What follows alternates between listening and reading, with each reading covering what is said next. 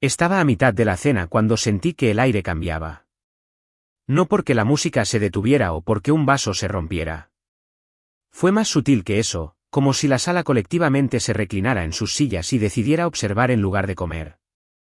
2 oficiales uniformados habían entrado en el restaurante, habían escaneado las mesas y habían comenzado a caminar directamente hacia la mía.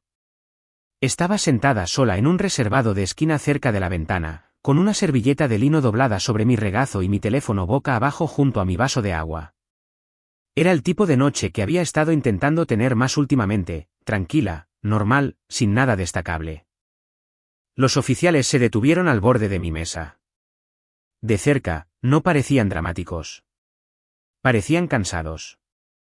Uno de ellos sostenía una pequeña tableta con la funda abierta.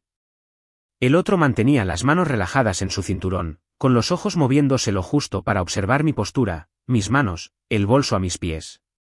Todo el restaurante se quedó en silencio. De todos modos, levanté la vista lentamente, con cuidado de no hacer ningún movimiento brusco que pudiera ser malinterpretado.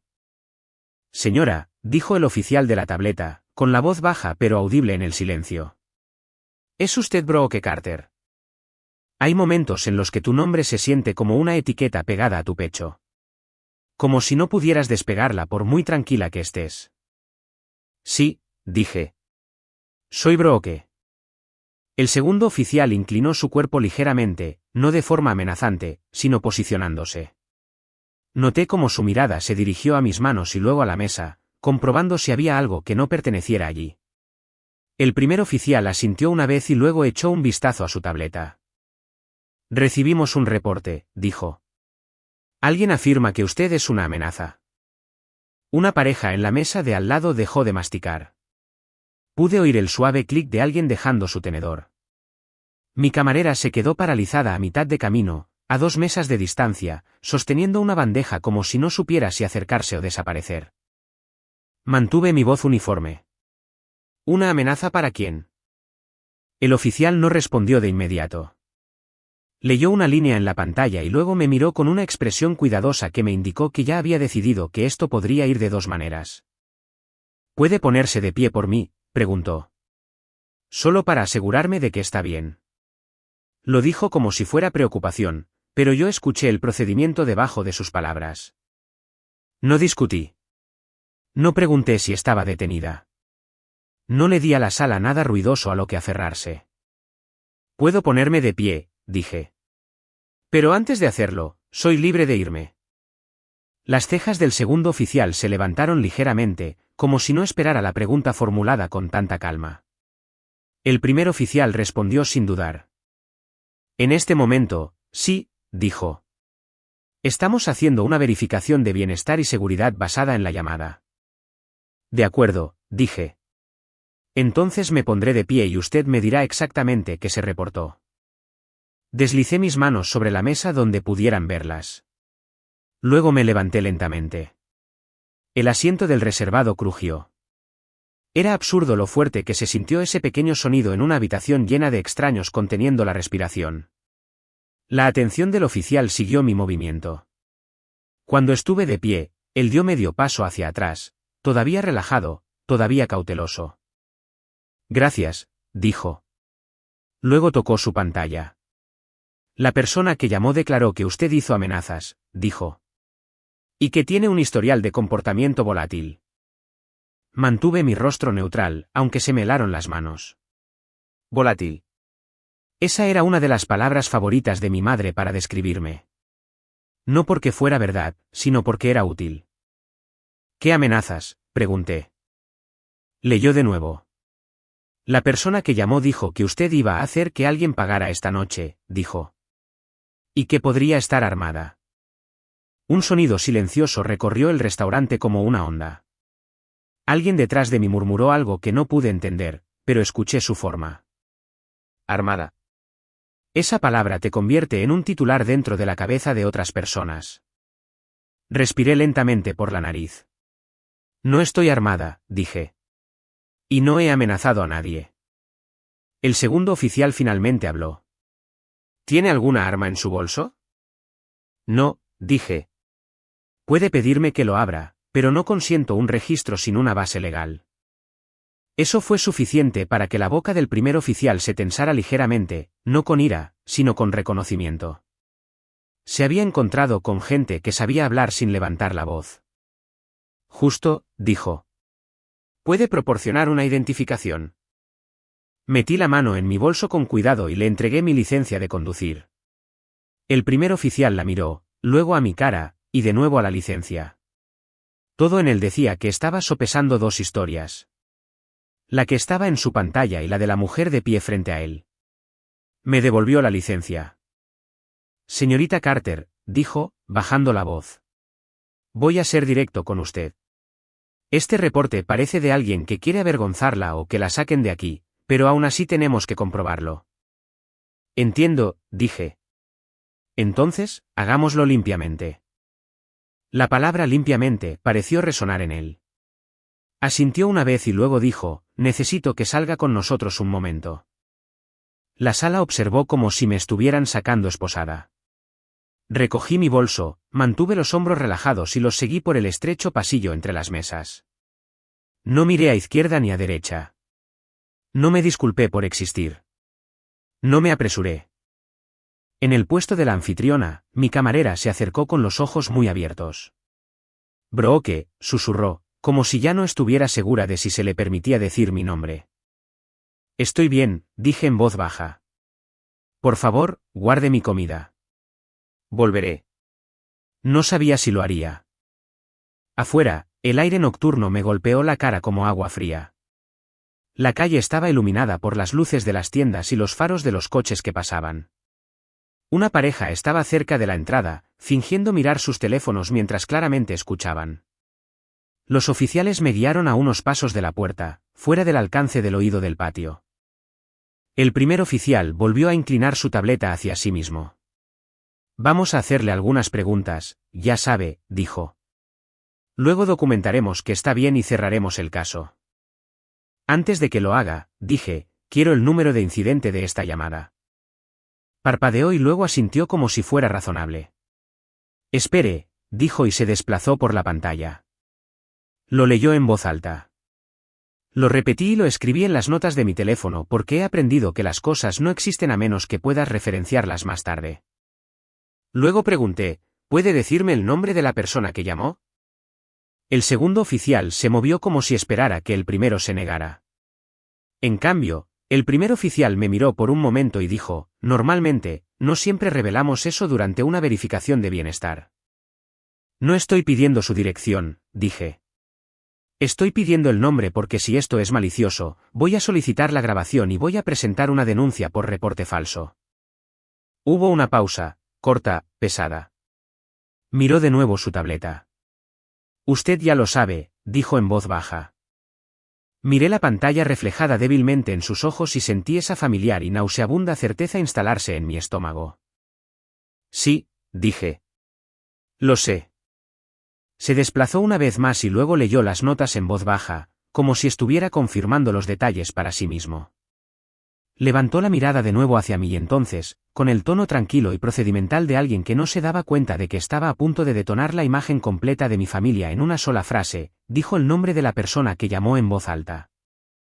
Mi estómago no se revolvió cuando dijo el nombre. Se quedó quieto, como si mi cuerpo ya hubiera decidido que el pánico era un desperdicio de oxígeno. Mantuve mi rostro neutral y dije, de acuerdo. El primer oficial me observó de cerca. Esperaba una negación, quizás confusión. Obtuvo confirmación. Usted los conoce, dijo. Sí, respondí. Y sé por qué hacen esto. El segundo oficial cambió su postura una fracción. Menos sospechoso ahora, más alerta. Señorita Carter, dijo el primer oficial, bajando la voz aún más. Necesito hacerle algunas preguntas básicas para cerrar esto. Luego podremos documentar el resultado. Adelante, dije. Y por favor, mantenga su cámara corporal encendida. Parpadeó una vez y luego asintió. Lo está, dijo. Bien, porque a mis padres nunca les importó lo que sucedió. Les importaba lo que se podía afirmar que había sucedido. ¿Ha amenazado a alguien esta noche?, preguntó. No, dije. ¿Ha sido contactada por la persona que llamó hoy?, preguntó. Hoy no, dije. Pero tuvimos un incidente familiar ayer. Los ojos del segundo oficial se entrecerraron ligeramente. ¿Disputa de custodia?, preguntó. No, respondí. Disputa de control. La boca del primer oficial se tensó como si entendiera exactamente lo que eso significaba. Volvió a mirar su tableta, desplazándose con el pulgar. Voy a leer lo que se reportó, dijo. Dígame que es incorrecto. Se aclaró la garganta suavemente y luego habló con el mismo tono cuidadoso que había usado dentro del restaurante. La persona que llamó afirma que usted dijo que los haría pagar esta noche, leyó. La persona que llamó afirma que usted es inestable y violenta cuando se siente acorralada. La persona que llamó afirma que podría tener un arma y que actualmente está sentada sola en. Hizo una pausa y levantó la vista. Luego leyó la siguiente línea y mis manos se enfriaron aún más. Un reservado de esquina junto a la ventana, continuó, vistiendo un abrigo oscuro con un bolso de color canela en el asiento. Eso no era una suposición. Era una descripción. No me moví. No giré la cabeza bruscamente. Simplemente pregunté con calma, ¿la persona que llamó dijo cómo sabía eso? Se quedó mirando la tableta y luego dijo, afirmaron que estaban preocupados y que tenían información de que usted estaba planeando algo. Mi voz se mantuvo nivelada. Esa descripción significa una de dos cosas, dije. O me están observando o me están rastreando. La mirada del segundo oficial recorrió la acera y los coches aparcados con nuevo interés. Cree que están aquí, dijo. Creo que querían testigos, respondí. Siempre lo hacen. El primer oficial no discutió, preguntó, ¿consiente una rápida inspección visual de su bolso para que podamos cerrar la preocupación por el arma? Lo miré por un instante. No estaba preguntando para castigarme. Estaba tratando de desescalar una escena pública que mis padres habían fabricado. Sí, dije. Lo abriré para usted. Usted no lo toca. Eso funciona, dijo. Me agaché, abrí la cremallera de mi bolso y lo abrí de par en par: cartera, llaves, una servilleta doblada del restaurante. Un pequeño bote de desinfectante de manos, bálsamo labial, un libro de bolsillo que había estado fingiendo tener tiempo para leer. Ningún arma, ningún drama, solo normalidad. El segundo oficial exhaló por la nariz, casi molesto en mi nombre. Gracias, dijo. Eso lo aclara. El primer oficial tocó su pantalla. Estoy documentando un contacto cooperativo, dijo. No se observaron amenazas. No se observó ningún arma. Use la palabra infundado, dije en voz baja. Sus ojos se levantaron. Disculpe. Use la palabra infundado, repetí. Porque esto no es un malentendido. Es un reporte falso.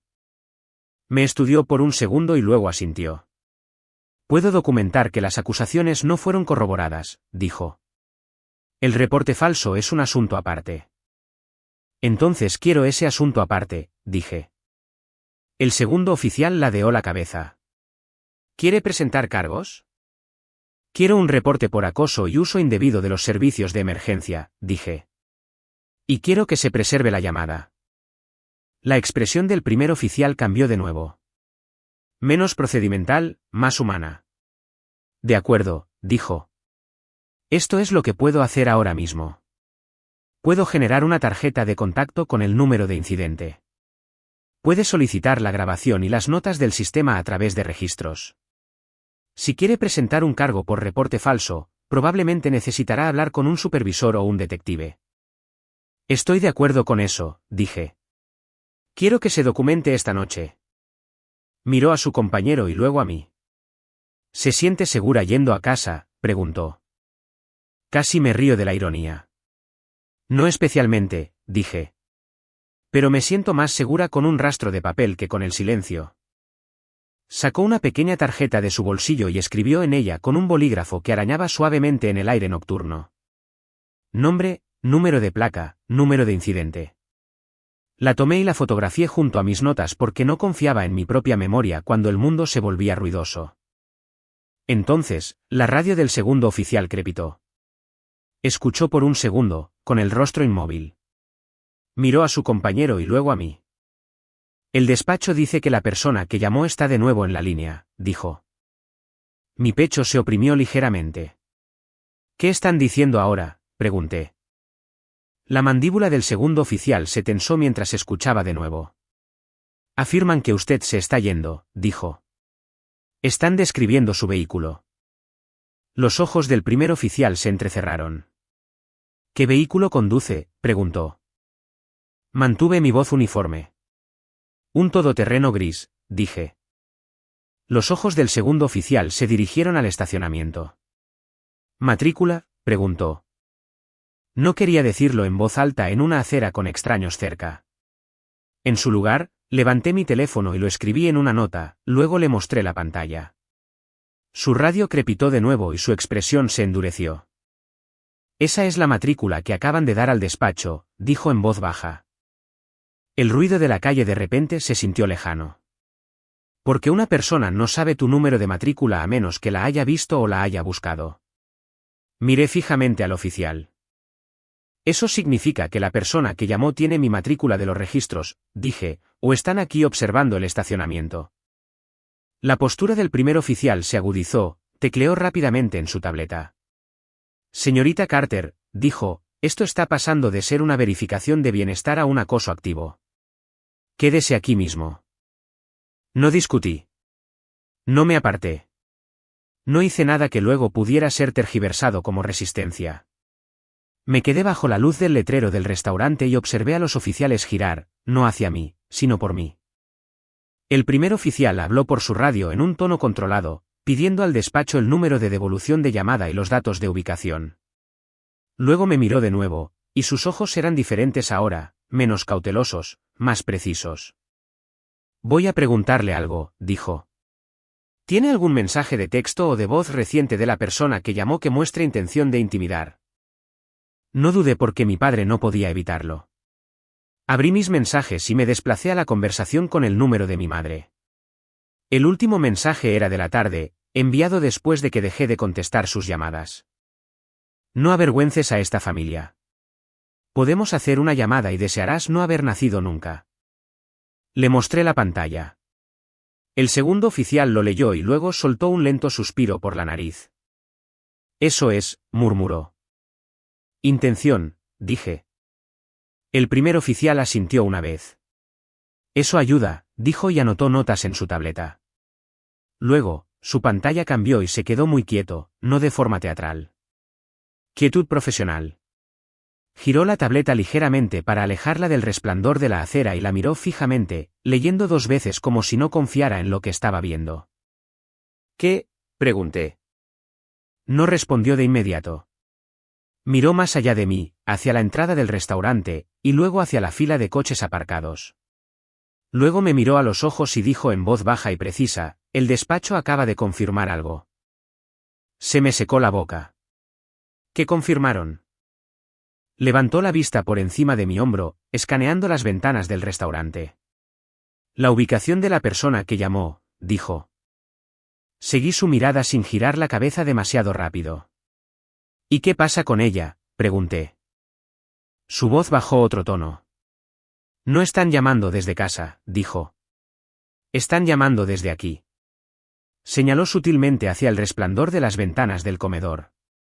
El despacho dice que la persona que llamó está a unas pocas docenas de yardas de esta dirección, murmuró, lo que significa que están en este estacionamiento o dentro de ese restaurante. El primer oficial, Reynolds, sujetó su tableta con más fuerza, como si la pantalla se hubiera convertido de repente en algo más que una lista de verificación. Su compañero miró de nuevo a través de las ventanas del restaurante, con los ojos entrecerrados ante los reflejos, las siluetas en movimiento, la escena cálida y normal que ahora parecía montada. Quédese aquí mismo, me dijo Reynolds. No vuelva a entrar. No vaya a su coche. No me moveré, dije. Me quedé bajo el resplandor del letrero del restaurante, lo suficientemente cerca como para que la cámara de la puerta sobre la entrada captara mi cara y los uniformes de los oficiales. Quería ese ángulo. Quería ese registro. Reynolds habló por su radio, con voz cortante y firme. Solicitó una devolución de llamada a la parte informante y pidió al despacho que mantuviera la línea abierta. Luego, él y su compañero caminaron de regreso hacia la entrada. La anfitriona comenzó a hablar. Reynolds levantó una mano, suave pero firme, y dijo: «Policía, necesitamos un momento». La puerta se cerró detrás de ellos. A través de las ventanas, pude ver cabezas girando de nuevo, tenedores deteniéndose en el aire.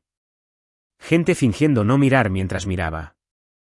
De todos modos, el restaurante se había convertido en un tribunal sin consentimiento. No caminé de un lado a otro. No me moví nerviosamente. Observé el estacionamiento.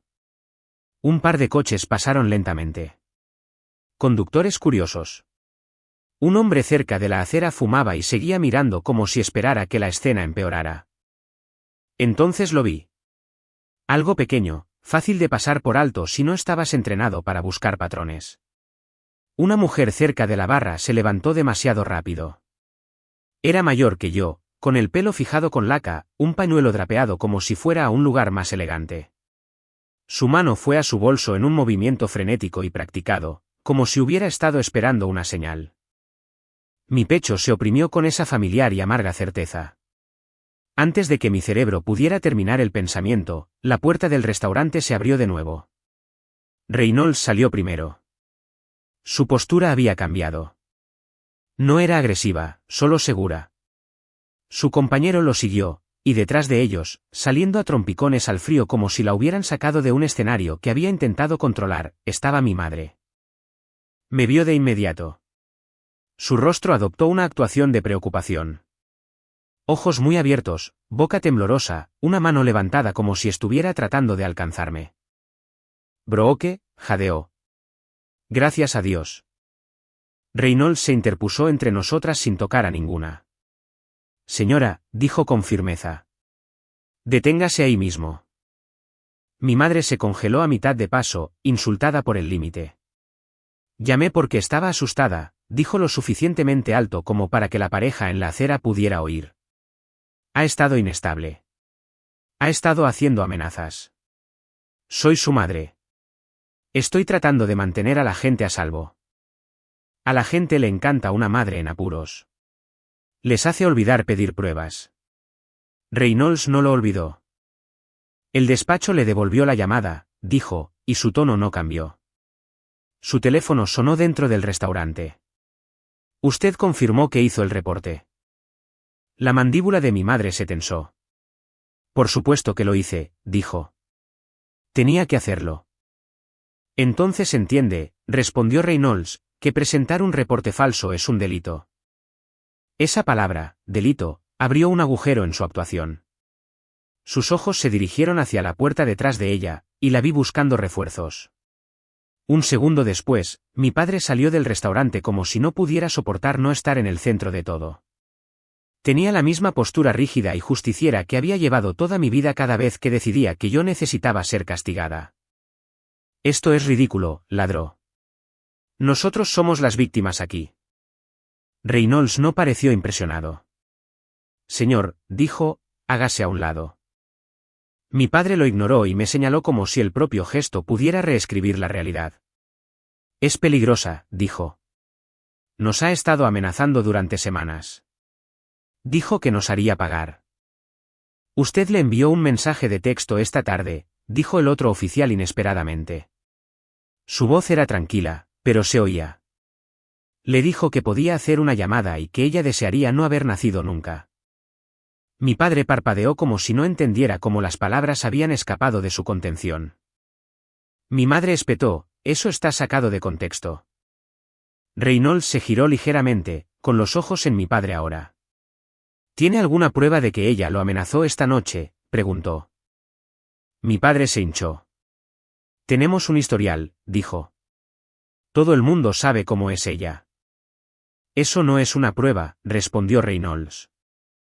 La voz de mi madre se elevó de nuevo, un poco demasiado aguda. «Le dimos su descripción porque conocemos a nuestra hija», dijo. Estábamos preocupados. El compañero de Reynolds ladeó la cabeza. «Usted dio su matrícula», dijo. Y dio la ubicación exacta del reservado junto a la ventana. Los ojos de mi madre se desviaron una sola vez hacia el estacionamiento. Eso fue todo lo que necesité. Reynolds siguió su mirada y giró la cabeza hacia los coches, escaneando. Su compañero hizo lo mismo. Me quedé quieta porque quería que captaran lo que yo ya sabía. Reynolds habló de nuevo por su radio, pidiendo al despacho que confirmara si la parte informante tenía contacto visual cuando llamaron.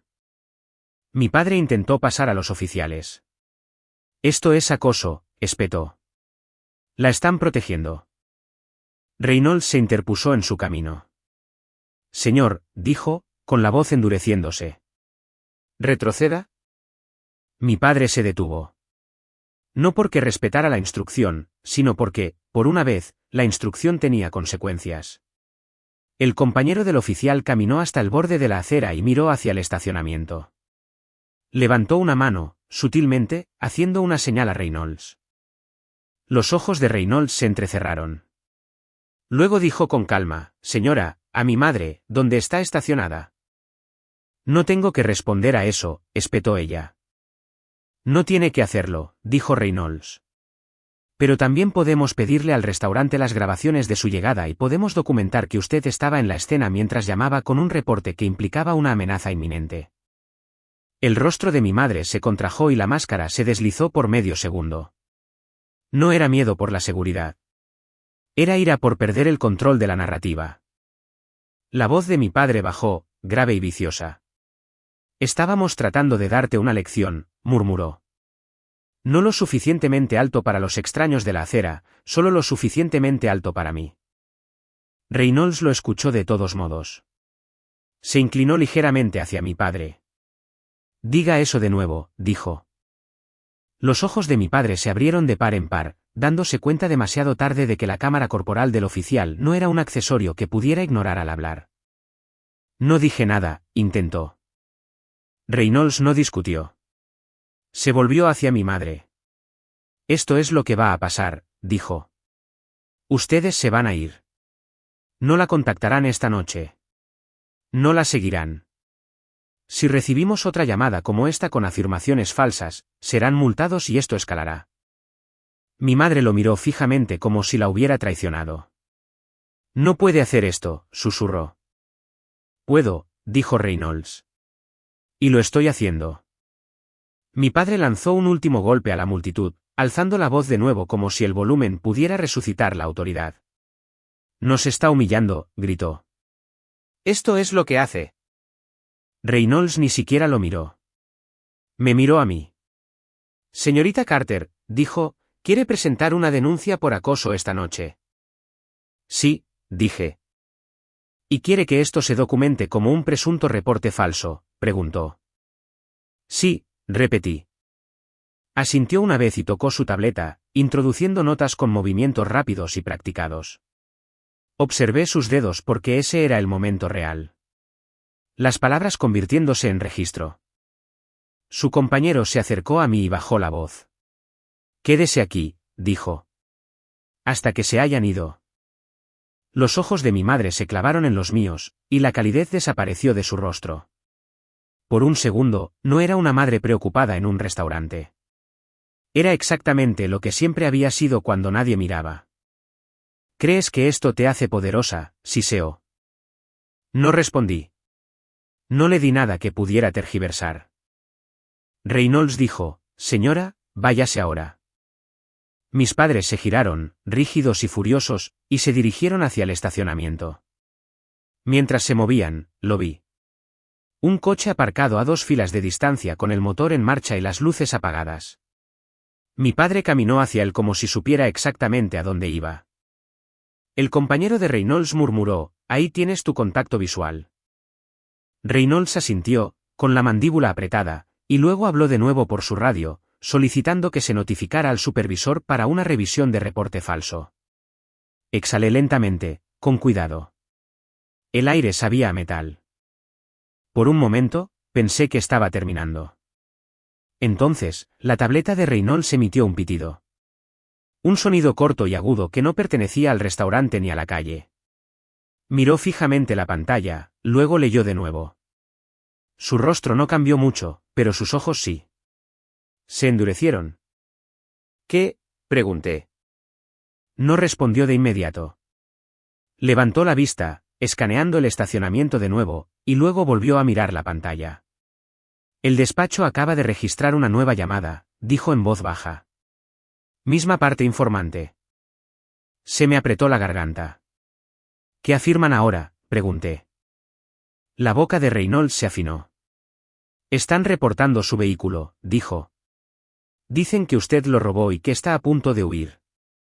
El ruido de la calle desapareció en mi cabeza porque una falsa verificación de bienestar era una humillación. Un reporte de vehículo robado eran esposas, y Reynolds ya estaba tocando su radio para detenerlo antes de que se extendiera. Por un segundo, nadie se movió porque vehículo robado es un tipo diferente de palabra. No solo te avergüenza. Te pone en una categoría que los oficiales no pueden ignorar. Reynolds ya había comenzado a hablar por su radio. Retengan la transmisión, dijo, con la voz tensa pero controlada. Estamos en la escena con el sujeto nombrado. Estamos verificando la propiedad ahora. Su compañero levantó una mano hacia mí, con la palma hacia abajo, un gesto tranquilizador. Quédese aquí, dijo. No camine hacia su coche todavía. No lo haré, dije. Mis padres estaban a mitad del estacionamiento para entonces, con el teléfono de mi madre pegado a la oreja, la cabeza inclinada como si todavía estuviera actuando para alguien en la línea. Mi padre seguía mirando hacia las ventanas del restaurante, buscando testigos como si no pudiera respirar sin ellos. Reynolds tocó su tableta, con los ojos moviéndose rápidamente. Verificación de matrícula, murmuró. La pantalla se reflejó débilmente en sus ojos mientras leía. No dijo nada por un instante, y ese silencio me dijo más de lo que sus palabras habrían dicho. Luego levantó la vista. Su todoterreno está registrado a su nombre, dijo lo suficientemente alto como para que su compañero lo oyera. No se reportó como robado en el sistema antes de esta llamada. Mi garganta se relajó una fracción, pero añadió algo y mi estómago se apretó de nuevo. El despacho lo tiene como un nuevo reporte. Eso significa que necesitamos documentarlo como malicioso o pueden seguir escalando la narrativa. Se dirigió a su compañero. Ve a detenerlos antes de que se vayan, dijo.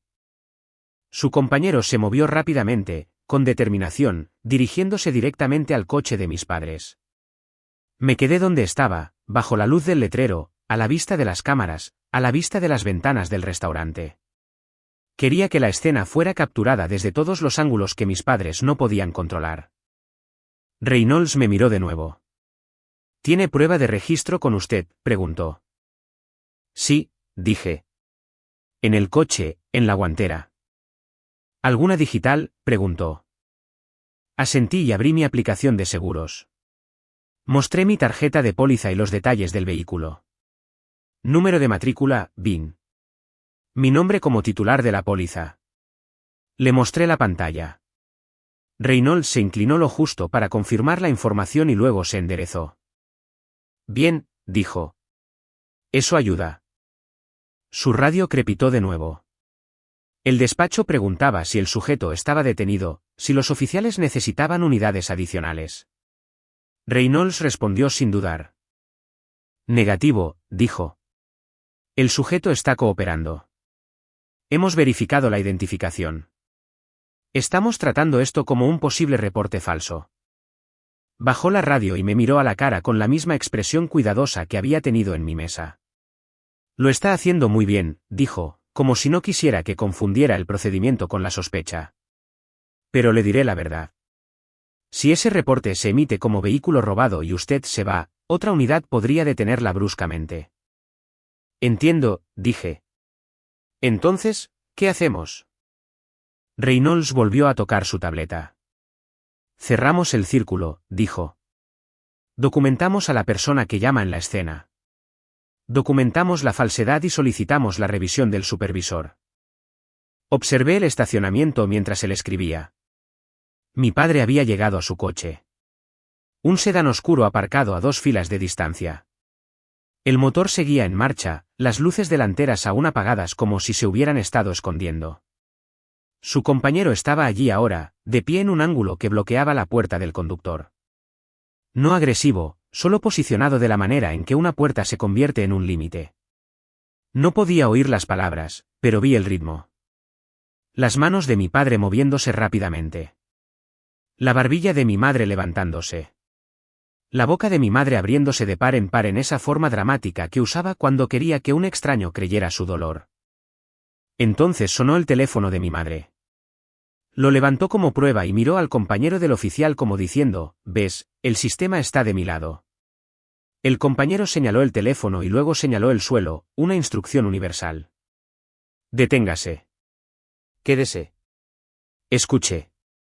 Mi madre negó con la cabeza una vez, bruscamente, y luego, porque no puede evitarlo, intentó rodearlo. El compañero se movió con ella, un paso, cerrando el camino de nuevo sin tocarla. El rostro de mi padre se endureció.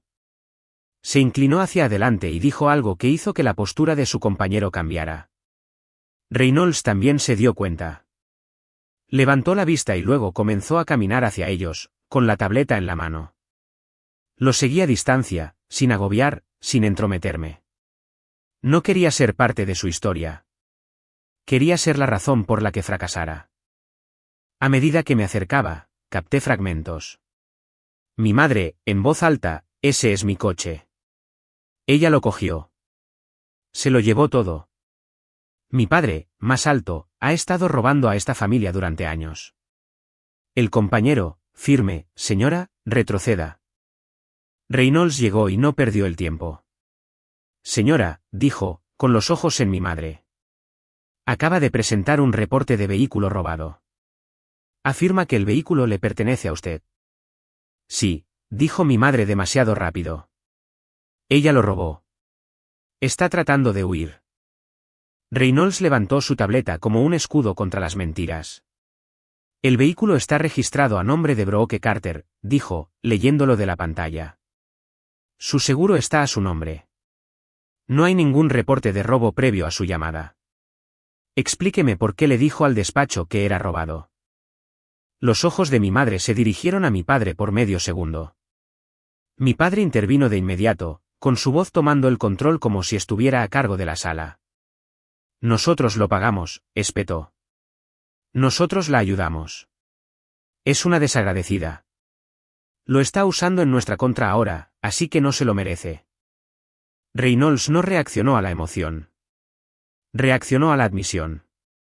«Está diciendo que usted no pagó el coche como propietario», dijo.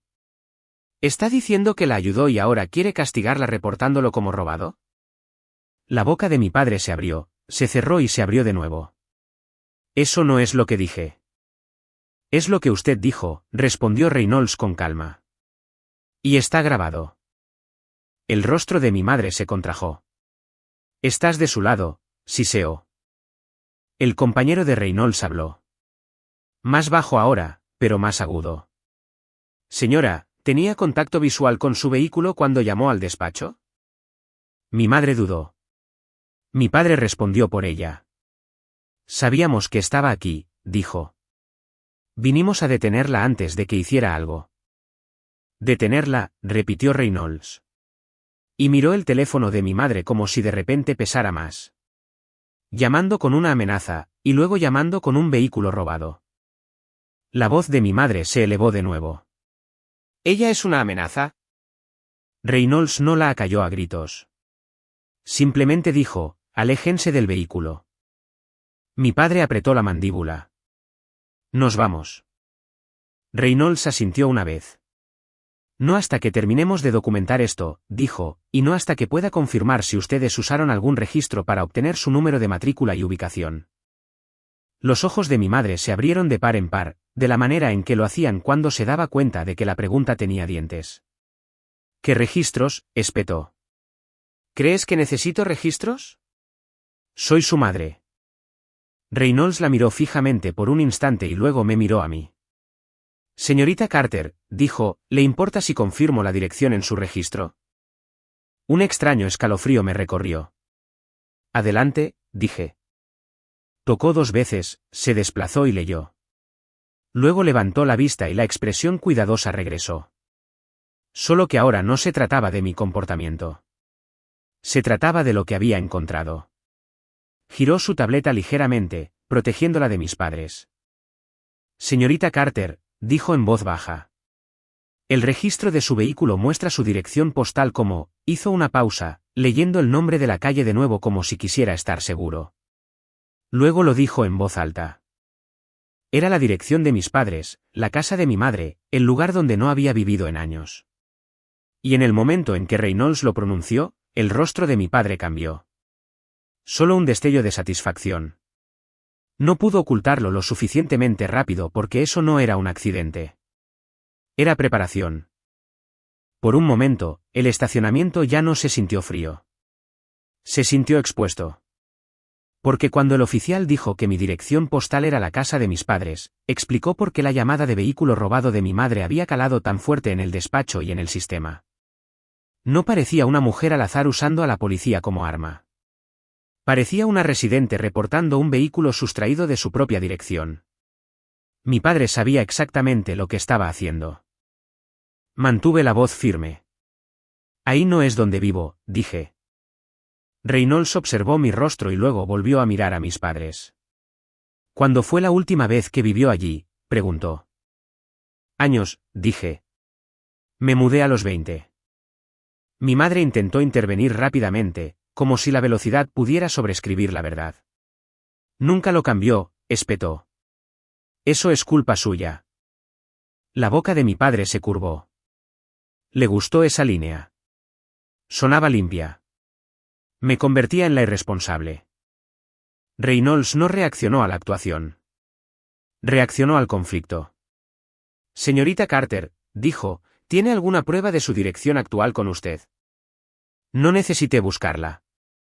Saqué mi teléfono y abrí mi aplicación bancaria, mi dirección de apartamento, actual, consistente, luego el correo electrónico de mi contrato de alquiler, luego un PDF de una factura de servicios públicos. No le entregué el teléfono. Lo sostuve para que pudiera ver y mantuve el control sobre él. Reynolds escaneó la pantalla rápidamente. De acuerdo, dijo. Eso apoya su afirmación. Luego volvió a mirar a mis padres. Y su afirmación, le dijo a mi madre, es que ella robó un vehículo registrado a su nombre, asegurado a su nombre, y usted decidió reportarlo como robado porque ella no ayuda a la familia.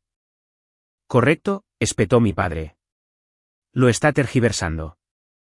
Reynolds lo interrumpió sin levantar la voz. No, dijo. Estoy resumiendo lo que usted dijo en cámara. Mi padre se puso tenso y silencioso. Las manos de mi madre comenzaron a revolotear alrededor de su pañuelo como si pudiera reorganizar el momento. Esto es ridículo, dijo. Estábamos asustados. El compañero de Reynolds se movió, con los ojos duros ahora. Estaban asustados, repitió. Y decidieron llamar con una amenaza. Luego decidieron llamar con un vehículo robado mientras estaban en el mismo estacionamiento. Los labios de mi madre se afinaron. Se lo merecía, siseó antes de poder detenerse. Esa frase aterrizó como un plato caído. Incluso mi padre la miró por un instante, como si hubiera dicho la parte silenciosa en voz alta. Reynolds no se lo perdió. Miró fijamente el rostro de mi madre y luego preguntó, ¿entiende que lo que acaba de decir sugiere un motivo, no miedo? Los ojos de mi madre se abrieron de par en par y miró a su alrededor como si alguien fuera a rescatarla de las consecuencias de su propia boca. Nadie lo hizo. Reynolds se giró ligeramente hacia mí. Esto es lo que voy a hacer, dijo, tranquilo y preciso. Voy a cancelar la transmisión del vehículo robado como maliciosa. Voy a documentar la llamada de bienestar como infundada, y voy a escalar esto para la revisión del supervisor como presunto reporte falso y acoso. Mi garganta se relajó una fracción. Mi padre hizo un último intento de control. Dio medio paso adelante y bajó la voz como si estuviera hablando a un niño desobediente. Sube al coche, me dijo. Nos vamos a casa. Ni siquiera lo miré. Reynolds sí. Señor, dijo, con voz plana. Ahora, usted no le da instrucciones. La mandíbula de mi padre se tensó. Usted no entiende a nuestra familia. Reynolds asintió una vez. Entiendo lo suficiente, dijo. Porque he estado observando cómo usan el sistema como palanca durante los últimos 20 minutos. Habló de nuevo por su radio, solicitó un supervisor, solicitó la preservación del audio original de la llamada y las notas del sistema, solicitó una copia de las grabaciones de la cámara corporal. El rostro de mi madre se tensó en el momento en que escuchó la palabra audio porque a mi madre le encantaba el drama telefónico cuando se quedaba dentro de la familia. No le encantaba cuando se convertía en evidencia. Mientras esperábamos, el compañero de Reynolds se acercó a mí y bajó la voz. ¿Quiere una escolta a su vehículo cuando esto termine?, preguntó. Sí, dije. Y quiero que se les diga claramente que no me contacten esta noche. Asintió. ¿Lo tiene? La supervisora llegó unos minutos después en un todoterreno de patrulla. Luces apagadas, sin espectáculo. Una mujer de unos 50 años con ojos tranquilos y un portapapeles se acercó. Alguien que había visto todas las versiones de la emergencia familiar y no romantizaba ninguna de ellas. Reynolds le informó en menos de un minuto. No añadió opiniones. Enumeró hechos. 2 llamadas. Alegación de amenaza. Alegación de arma. Alegación de vehículo robado. Persona que llama en la escena. Número de teléfono de la persona que llama vinculado al reporte. Mensaje de texto que muestra intimidación. Admisiones en la cámara corporal. La supervisora escuchó sin interrumpir. Luego se volvió hacia mi madre. Señora, dijo, ¿presentó usted los reportes? Mi madre abrió la boca, lista para llorar de nuevo. La supervisora no le dio tiempo para tomar impulso. Responda sí o no, dijo. Mi madre tragó saliva. Sí, susurró. Y el propósito de su segunda llamada era reportar un vehículo robado, continuó la supervisora. Mi padre intentó intervenir. Nosotros ayudamos a pagar. La supervisora levantó una mano, sin enojo. Termine, dijo. Señor, puede hablar cuando yo le pregunte. Mi padre se detuvo como si hubiera chocado contra un cristal. La supervisora volvió a mirar a mi madre. ¿Tiene usted algún interés legal de propiedad en ese vehículo?, preguntó. Los ojos de mi madre se dirigieron a mi padre. La supervisora observó el movimiento. Señora, repitió. ¿Sí o no? La voz de mi madre salió débil. No. La supervisora asintió una vez, luego giró ligeramente su portapapeles y comenzó a escribir. Basado en lo que estoy escuchando, dijo, esto parece ser un uso indebido intencional de los servicios de emergencia y un reporte a sabiendas falso. El rostro de mi madre se puso blanco. Estaba preocupada, suplicó. La supervisora no se ablandó. Usted no estaba preocupada, dijo con calma. Usted estaba intentando controlar. Mi padre dio un paso adelante, enojado ahora. Esto es increíble, espetó. Es nuestra hija. La supervisora finalmente lo miró directamente. Entonces trátela como tal, dijo. Porque ahora mismo la están tratando como a un objetivo. Un silencio, fino y agudo, se instaló sobre el pequeño círculo que formábamos en el estacionamiento. La supervisora se volvió hacia mí. Señorita Carter, dijo. ¿Quiere presentar cargos por reporte falso y acoso? Sí, dije. Y quiero que se preserven las grabaciones de las llamadas.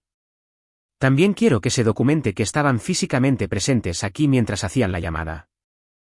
La supervisora asintió. Lo haremos, dijo. Y estoy emitiendo una advertencia clara. Cualquier otro reporte falso esta noche resultará en un arresto. A mi madre se le cortó la respiración. Los ojos de mi padre ardían con algo feo e impotente. Y por primera vez, no tuvo un discurso que funcionara. La supervisora les dio instrucciones directas. Abandonen el estacionamiento.